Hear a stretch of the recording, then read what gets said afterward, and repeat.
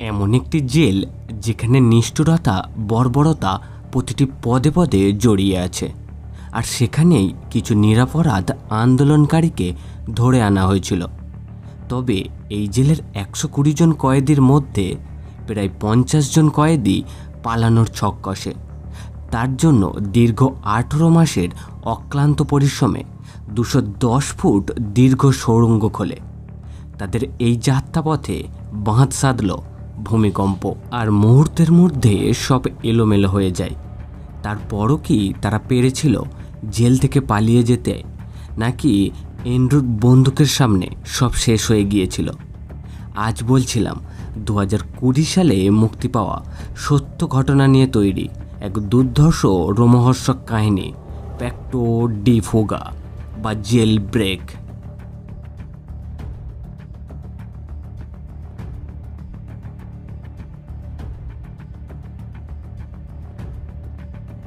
সময়টা 1990 সাল। চিলির সান্টিয়াগো প্রদেশে একটা ভয়ঙ্কর জেল আছে, যেখানে দেশের অন্যতম ভয়ঙ্কর অপরাধীদের রাখা হতো। এই জেলের কয়েদি সংখ্যা প্রায় 120। তবে তারা কেউই ভয়ঙ্কর অপরাধী বা আতঙ্কবাদী নন। আসলে তারা ছিলেন চিলির একদল প্রোটেস্টর। এই জেলের যিনি জেলার ছিলেন তিনি একজন নিষ্ঠুর আর অমানবিক ব্যক্তি।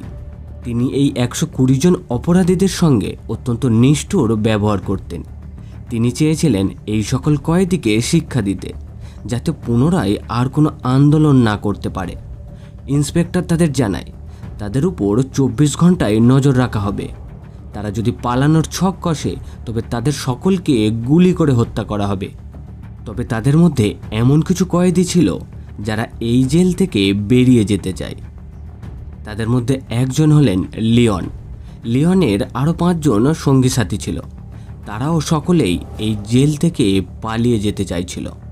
কিন্তু এই জেল থেকে পালানো একটা অসম্ভব কাজ।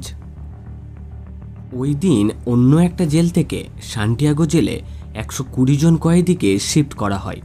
সকলেই নিজের সেল চুজ করে নিতে পারছিল। লিওনকে একটু সমস্যায় পড়তে হয়। সে তখন 50 নম্বর সেলে থাকার জন্য যখন গিয়েছিল, সেটা অনেক আগেই কেউ নিয়ে নিয়েছে, তাই বাধ্য হয়ে 51 নম্বর সেলে তাকে থাকতে হয়। আসলে লিওন ওই জেলের ডায়াগ্রাম কোনো রকমভাবে আগে থেকেই জানতে পেরেছিল। 50 নম্বর সেলের মাধ্যমে সে জেলের মধ্যে সুড়ঙ্গ খুলে বাইরে বেরোতে পারবে, কিন্তু কোনো উপায় ছিল না। তার অন্য সাথীরা প্ল্যান মাফিক নিজ নিজ চুজ করা সেলে পৌঁছে যায়। লিওনের সঙ্গে যখন সকলে দেখা করতে আসে, এটা অবাক হয়ে যায়। বিশেষ করে প্যাট্রিক আর রাফেল তাকে যখন জিজ্ঞেস করে, লিওন জানায়, তোমাদের সেলটা গ্রাউন্ড ফ্লোরে, তাই তোমাদের খুঁজতে বেশি টাইম লাগেনি। আমার ফার্স্ট ফ্লোরে ছিল, তাই খুঁজতে একটু সময় লেগে গেছে। সেই সময়ে অন্য কেউ 50 নম্বর সেলটা অকুপাইড করে নিয়েছে। তোমরা চিন্তা করো না, প্ল্যান মাফিক আমরা এগোবো, সব ঠিক হয়ে যাবে। পরের দিন সকলকে নিজ নিজ পেশাদারিত্বে তাদের পছন্দ মতো কাজ দেয়া হয়। পরের দিন সকলে জেলের গ্রাউন্ডে আসে। লিওন আর তার বন্ধুরা তাদের প্ল্যান নিয়ে আলোচনা করে। লিওন পেশায় একজন আর্কিটেক্ট ছিলেন।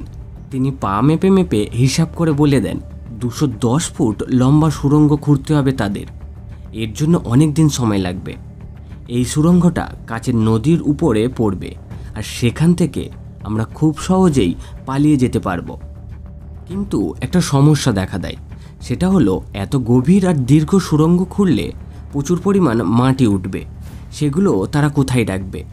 এটা তাদের কাছে একটা চ্যালেঞ্জিং বিষয় হয়ে দাঁড়ায়। তারা যে এই জেলের কম্পাউন্ডে দাঁড়িয়ে এত আলোচনা করছিল, কিছুক্ষণ ধরে পাবলো নামের এক কয়েদি সেটা ফলো করছিল। পাবলো লিওনের কাছে আসে আর তাদের এই আলোচনা সম্বন্ধে জানতে চায়। লিওন রাফেলা কিছু জানাতে চায় না। তখন পাবলো বলে, আমি জানি তোমরা এই জেল থেকে পালানোর ছক কষছো। আমিও পালাতে চাই, আমিও তোমাদের সঙ্গে এই মিশনে যোগ দিতে চাই। এখন লিওন প্যাট্রিকরা তার উপর বিশ্বাস করে তাকে টিমে নিয়ে নেয়। রাফেল তাকে জানায়, তোমার কাছে যদি এটা ছাড়াও অন্য কোনো প্ল্যান থাকে এই জেল থেকে বেরিয়ে যাওয়ার, তাহলে সেটা তুমি আমাদের সঙ্গে শেয়ার করতে পারো। লিওন, রাফেল আর প্যাট্রিকরা নিচে রাফেলের সেলে একটা মিটিং করে কিভাবে সুড়ঙ্গ খোলা যাবে। তারা সেলের ওয়াল কেটে সুড়ঙ্গ খুলবে সিদ্ধান্ত নেয়। কিন্তু তার জন্য আগে একটা ফেক ওয়াল ব্লক তাদের বানাতে হবে, যেটা দিয়ে ওয়ালটাকে গার্ড করে রাখা যাবে। এদিকে সেলের ভিতর লিওনদের একজন পার্টনার ছিল।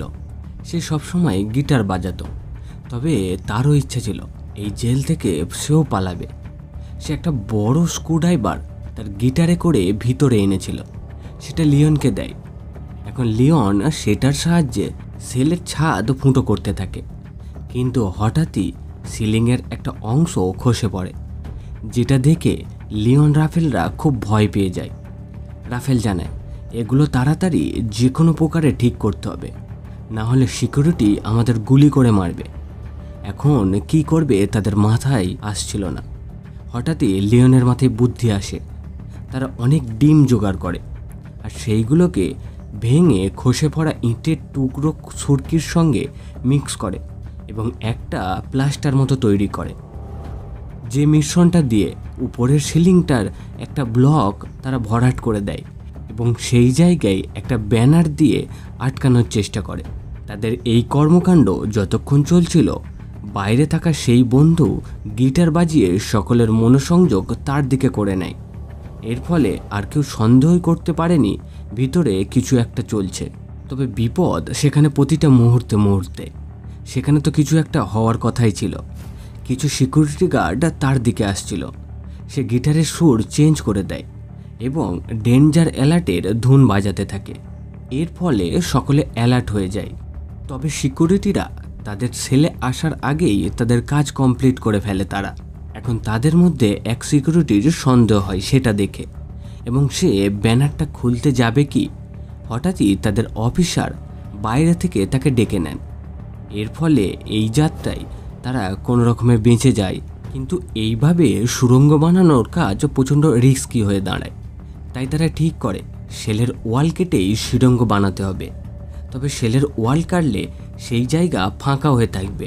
কাটার জায়গার মাপের একটা কাঠের ব্লক বানাতে হবে, যেটা সিকিউরিটি এলেও তারা দেখতে পাবে না, এবং সেটা পরে আবার খুলে সুড়ঙ্গ বানানোর কাজ শুরু করা যাবে। প্রথমে তারা কাঠের ব্লকের মাপের জায়গা ভেঙে কাঠের ব্লকটাকে অ্যাডজাস্ট করে সেট করে। কিন্তু কিছুটা সময় এরকমভাবে যাওয়ার পর তারা বুঝতে পারে কিছু সিকিউরিটি অফিসার তাদের সেলের দিকে আসছে। তাই তারা কাজ বন্ধ রেখে সুড়ঙ্গের মুখটা ঢেকে দেয় আর মাটি সরিয়ে সেখানে জিনিসপত্র রেখে দেয়। এখন সিকিউরিটি অফিসাররা এসে দেখে তারা তাদের মতো কাজ করছে, তাই কোনো সন্দেহ হয় না তার, আর ওখান থেকে তিনি চলে যান। পরে লিওনরা আবার রেডিওর ভলিউম জোর দেয় এবং সুড়ঙ্গ খোঁড়ার কাজ জোর কদমে শুরু করে দেয় পুনরায়। এখন সুড়ঙ্গ খননকালে যে মাটি বের হবে সেটা রাখার ব্যবস্থা করতে হবে তাদেরকে। তাই তারা আগের সেলের যে ছাদ ভাঙা ছিল সেটা সরিয়ে তার উপর রাখার প্ল্যান করে। আসলে সেলের উপরের ওই জায়গাটার আয়তন অনেক বড় ছিল, যেখানে অনায়াসে এত পরিমাণ মাটি সব রাখা যেত। লিওন প্যাট্রিকরা সেটাই করে। যেহেতু তাদের হাতে সময় খুব কম ছিল, তাই জোর কদমে সুড়ঙ্গ খোঁড়ার কাজ চালু করে। আর বাইরে সেই বন্ধু প্রতিদিনই গিটার বাজিয়ে সকলের মনোযোগ তার দিকে করে নিত, আর সিকিউরিটি আসলেই ডেঞ্জার অ্যালার্ট বাজিয়ে তাদের সতর্ক করে দিত। এভাবেই তারা কয়েক মাস খনন কার্য চালিয়ে যায় আর মাটিগুলো ব্যাগ ভর্তি করে ফার্স্ট ফ্লোরের সিলিংয়ের উপরে রেখে দিয়ে আসতো। তবে এখন এই জেলের আর এক কয়েদি ছিল অস্কার। প্যাট্রিক রাফেলদের ব্যাগ নিয়ে উপরে যাওয়ার ব্যাপারটা সে অনেক মাস ধরে ফলো করে। সে দেখছে তারা দীর্ঘদিন একই প্যাটার্নে কাজ করে যাচ্ছে। এখন অস্কার তাদের দেখে সন্দেহ শুরু করে। এইভাবে প্রায় ৭৭ দিন কেটে যায়। পরের দিন যখন লিওন সুড়ঙ্গর দীর্ঘতা পরিমাপ করে, সে আশ্চর্য হয়ে যায়। এতদিনের পরিশ্রমেও সুড়ঙ্গ বেশি দূর খনন করা যায়নি। লিওন জানায়, আমাদের আরও ম্যান পাওয়ার প্রয়োজন, না হলে এই কাজ কয়েক বছর লেগে যাবে। প্যাট্রিক যখন ব্যাগে করে মাটি উপরে আনছিল, তখন হঠাৎই মুখোমুখি হয় এক সিকিউরিটি গার্ডের। সে প্যাট্রিকের ব্যাগ চেক করতে চায়। প্যাট্রিক স্বইচ্ছায় তার ব্যাগ দেখায়, কিন্তু ব্যাগের মধ্যে নিজের জিনিসপত্র ছিল। আসলে সে মাটিগুলোকে ব্যাগের তলায় রেখে দিত আর উপরে নিজের জিনিসপত্র সাজিয়ে নিত। এখন সিকিউরিটি গার্ড এইগুলো দেখে সন্দেহ করে না, তাকে ছেড়ে দেয়। এদিকে লিওন জেলের অন্যান্য অনেক কয়েদির সঙ্গে আলোচনা করে, তাদেরকে নিজেদের সুড়ঙ্গ দেখায়। তারা সকলে অবাক হয়ে যায়। লিওন জানায়, তোমাদের সাহায্য চাই আমরা সকলে এই জেল থেকে পালানোর প্ল্যান করছি, তোমরাও আমাদের এই মিশনে যোগ দাও। তারা প্রায় অনেকেই তাতে রাজি হয়ে যায়, কারণ তাদের মধ্যে প্রায় অনেকেরই ফাঁসি হওয়ার কথা ছিল। তারা সকলে এতটাই এই মিশনটার প্রতি অ্যাক্টিভ হয়ে গিয়েছিল যে যখন সুযোগ পেত তখনই সুড়ঙ্গ খোলার কাজ শুরু করে দিত।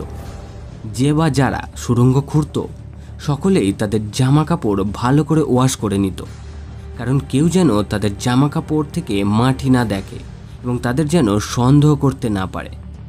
এখন যে সেলের ভিতরে খনন করা হচ্ছিল, উপরের সিলিংয়ের মধ্যে একটা ব্লক তারা বানিয়ে নেয়, যেটার মাধ্যমে ডিরেক্ট নিচের সেল থেকে উপরের সেলে সুড়ঙ্গের মাটি পাঠানো যেত।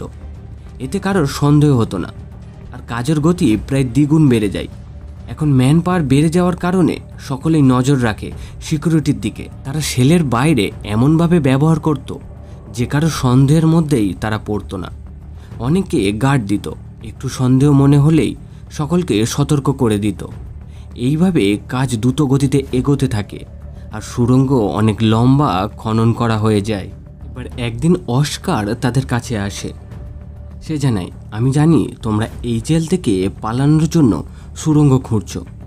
তোমাদের এই মিশনে আমিও সামিল হতে চাই, আমিও এখান থেকে পালাতে চাই। এখন লিওন প্যাট্রিকরা তাকেও তাদের পার্টনার করে নেন। এদিকে লিওন জানায়, সুড়ঙ্গ খোঁড়া হয়ে গেলেও আমরা এখান থেকে বের হতে পারবো না, কারণ সুড়ঙ্গর বাইরে বের হতে গেলে এই জেলের বাইরে কারোর সাহায্য প্রয়োজন। সে আমাদের এখান থেকে খুব তাড়াতাড়ি অন্য জায়গায় ড্রপ করে দেবে, তাহলে এই পুলিশ আমাদের ধরতে পারবে না। তাই লিওন রাফেলকে রাজি করায় যে আমরা তোমার ওয়াইফকে খুব বিশ্বাস করি, তোমার ওয়াইফ যদি আমাদের সাহায্য করে তবে আমরা এই জেল থেকে মুক্ত হতে পারবো। রাফেলও তাদের এই প্রস্তাবে রাজি হয়ে যায়।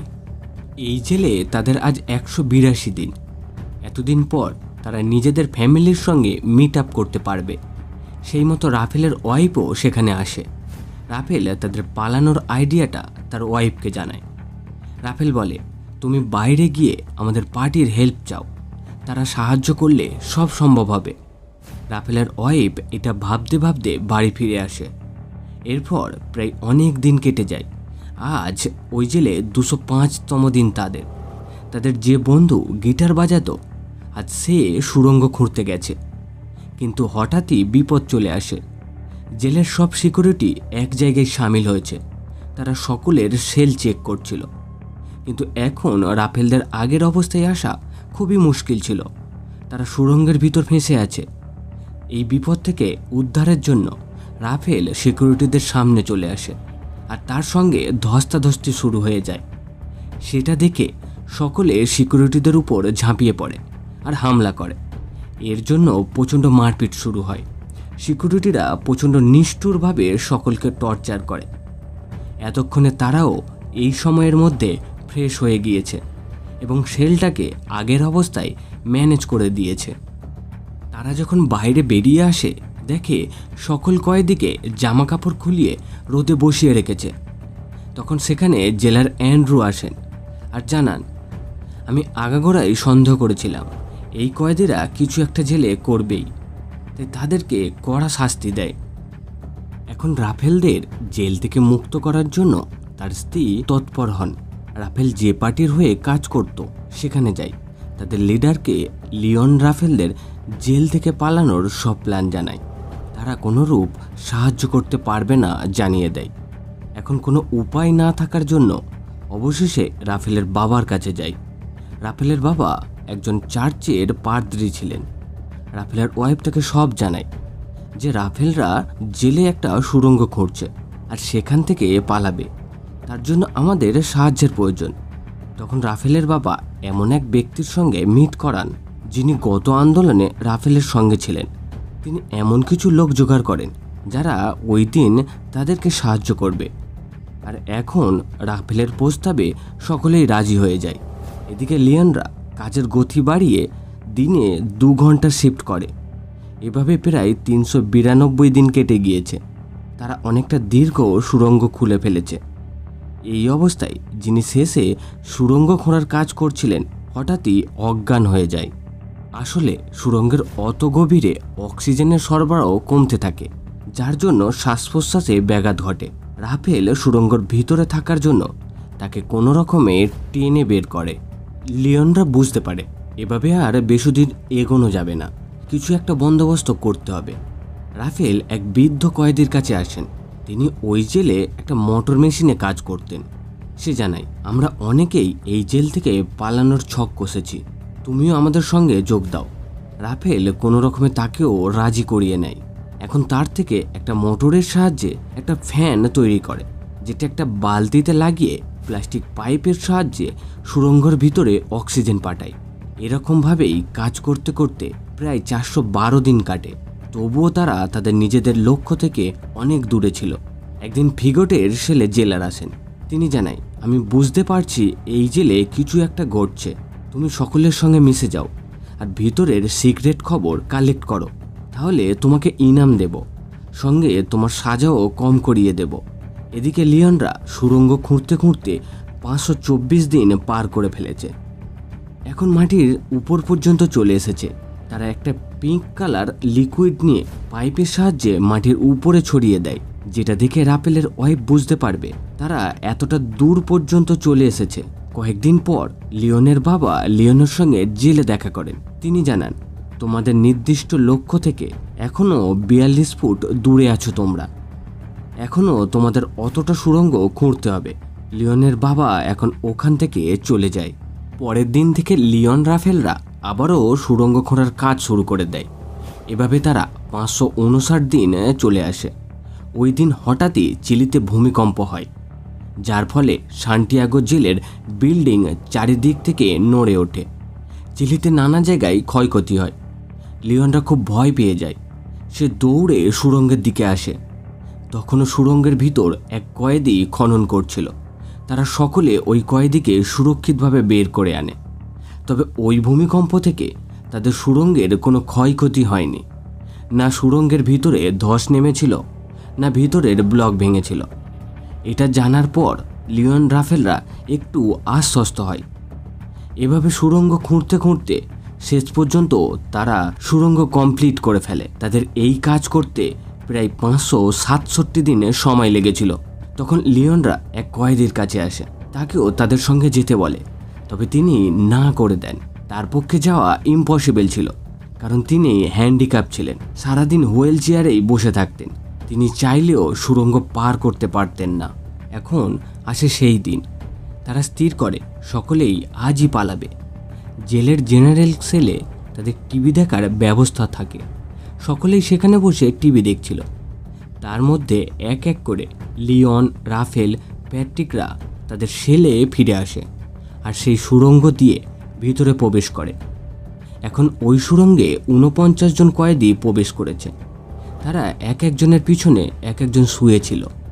তাদের প্রথমে ছিল রাফেল। তারা ওয়েট করছিল তার ওয়াইফ আর অন্যান্যরা যারা তাদেরকে সাহায্য করবে। তখন ফিগটকে দেখায়, যে চারিদিক দেখে বুঝতে পারে রাফেল, লিওন, প্যাট্রিকরা এখানে নেই। নিশ্চয়ই আজ কিছু ঘটতে চলেছে। ফিগট জেলারের হয়ে অন্যান্যদের উপর নজর রাখছিল, তাই রাফেলের উপর তার সন্দেহ হয় আর ওখান থেকে সোজা রাফেলের সেলের দিকে এগিয়ে আসে। তখন রাফেলের সেলের সামনে হুইল চেয়ারে বসে থাকা সেই ব্যক্তি ফিগটকে বাধা দেয়। তাদের দুজনের মধ্যে খুব ধস্তাধস্তি হয়, কিন্তু ফিগট তা সত্ত্বেও রাফেলের সেলে চলে আসে। সে সেখানে এসে অবাক হয়ে যায়। তাদের খোঁড়া সুড়ঙ্গটা সে দেখতে পায়। সেখানে সকলে প্রবেশ করেছিল, শুধুমাত্র অস্কার বাকি ছিল। সেখানে ফিগট পুলিশকে জানানোর কথা জানায়। জেলে যে সুড়ঙ্গ খুঁড়ে সকলে পালিয়ে যাচ্ছে সে জেলারকে বলে দেবে। তখনই অস্কার তাকে ধরে ফেলে। দুজনের মধ্যে খুব ফাইট হয়। ফিগট অস্কারকে রক্তাক্ত করে দেয়। তা সত্ত্বেও অস্কার একটা পাঞ্চ মেরে ফিগটকে অজ্ঞান করে দেয়। কিন্তু এই ফাইটে অস্কারের কাঁধ প্রচণ্ডভাবে জখম হয়, যার জন্য সে ওই সুড়ঙ্গে প্রবেশ করতে পারেনি। এদিকে সুড়ঙ্গের ভিতর সকলে ওয়েট করতে থাকে। ঠিক তখনই রাফেলের ওয়াইফ আর অন্যান্য পার্টনাররা সেখানে চলে আসে আর এক এক করে সকলকে সুড়ঙ্গ থেকে বের করে আনে। তাদের জন্য সেখানেই আলাদা আলাদা জামা কাপড় দেওয়া হয়। সেই সঙ্গে তাদের জন্য ব্রিজের উপর একটা বাসও রাখা ছিল, যেটা তাদের অন্য জায়গায় ড্রপ করে দেবে। এখন সবাই এক এক করে বাসে গিয়ে বসে, কিন্তু তখনও অস্কার আসেনি। লিওনরা ওয়েট করতে থাকে অস্কারের জন্য। এদিকে হুইল চেয়ারে বসে থাকা কয়েদি সকলকে জানিয়ে দেয় যে রাফেলের সেলে সুড়ঙ্গ করা আছে, সেখান থেকে তোমরা সব পালিয়ে যাও। এখন সবাই সুড়ঙ্গের মধ্যে দিয়ে হুড়মুড়িয়ে পালিয়ে যেতে থাকে। সকলকে রাফেলের সেলের দিকে যেতে দেখে সিকিউরিটিটা ব্যাপারটা বুঝে ফেলে এবং সকলকে ধরার চেষ্টা করে। ততক্ষণে অনেক কয়েদি সুড়ঙ্গের ভিতরেও পৌঁছে গিয়েছে। সিকিউরিটিরা অনেক কয়েদিকে সেখান থেকে বের করে আনে। এখন জেলের সাইরেন বেজে ওঠে। তার আওয়াজও বাসে বসে থাকা জেল পালানো কয়েদিরা শুনতে পায়। তারা অনেকেই বলে এখন তাদের এখান থেকে চলে যাওয়া উচিত, না হলে পুলিশ তাদের ধরে ফেলবে। তখনও লিওন প্যাট্রিকরা অস্কারের জন্য অপেক্ষা করছিল। তাদের মধ্যে থেকে জার্মান নামে এক কয়েদি অস্কারকে আনার জন্য বাস থেকে নেমে পড়ে। বাসের সকলেই জানতো হাতে আর সময় নেই, যে কোনো মুহূর্তে এখানে সিকিউরিটি এসে পৌঁছাবে, তাই বাস ছেড়ে দেয়। কিছুটা পর জার্মান দৌড়াতে দৌড়াতে ফিরে আসে। বাসে উঠে সে জানায় অস্কার সেল থেকে বেরই হয়নি। এদিকে অস্কার কান্নায় ভেঙে পড়ে। তার কাঁধের জন্য আজ সে সুড়ঙ্গ দিয়ে আসতে পারেনি। হয়তো তার ভাগ্যে মুক্তি লেখা ছিল না। এখন বাসের মধ্যে সকলকে আলাদা আলাদা আইডি কার্ড দেয়া হয়, আর 3টি গ্রুপে ভাগ করে 3 জায়গায় তাদের সকলকে নামিয়ে দেয়া হয়। এইভাবে সান্টিয়াগো জেল থেকে তারপরেও অনেক কয়েদি ওই দিন বেরিয়ে এসেছিল। তবে বাসে মোট 49 জন আসতে সক্ষম হয়েছিল, কারণ 50 নম্বর কয়েদি অস্কার তখনও জেলের মধ্যে পড়েছিল, আর তার কোনোদিনই ফেরাই হয়নি। এর সঙ্গে সঙ্গেই মুভিটি শেষ হয়ে যায়। তো বন্ধুরা, সত্য ঘটনা নিয়ে তৈরি এই মুভিটি আপনাদের কেমন লাগলো অবশ্যই কমেন্ট করতে ভুলবেন না। সুস্থ থাকুন, ভালো থাকুন, ধন্যবাদ।